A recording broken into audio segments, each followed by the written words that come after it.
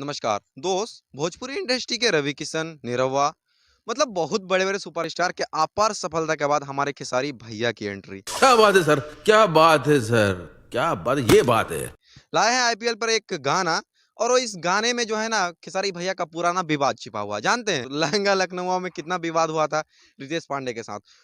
खैर हम इन सब विवादों पर बात नहीं करेंगे, गाने की बात करें तो नंबर वन पे ट्रेंड करा। हमने कुछ दिन पहले ही एक वीडियो डाला था जहां पर हमने बताया था कि पावर स्टार पवन सिंह लगातार ट्रेंड कर रहा है अपने गानों को लेकर, और खेसारी भैया का कोई अता पता ही नहीं है। लेकिन तो बस ट्रेंडिंग पेज को ही हिला के रख दिया हमारा खेसारी भैया।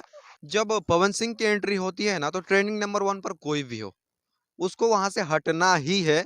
लेकिन अपना खेसारी भैया 6 साल पुराना गाना ला रहे हैं, लहंगा लखनऊ टू, थ्री लाए हैं, शायद टू उसी वक्त आ गया था, फिर भी ट्रेंडिंग नंबर वन पे कब्जा नहीं जमा पा रहे हैं। जानते हैं किस लिए?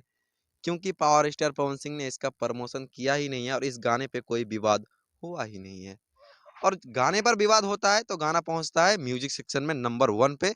लेकिन खेसारी भैया का म्यूजिक सेक्शन में तो हमको गाना ढूंढ के नहीं मिल रहा है। क्या बोला तूने? आज पूरा दिन से ढूंढ रहा हूँ। बाकी खेसारी भैया का आईपीएल पे जो गाना लाए हैं लहंगा लखनऊ थ्री, इसको लेकर आपकी क्या राय है? आप हमें कमेंट करके जरूर बताइएगा। मिलते हैं किसी इंटरेस्टिंग वीडियो के साथ, तब तक के लिए जय हिंद।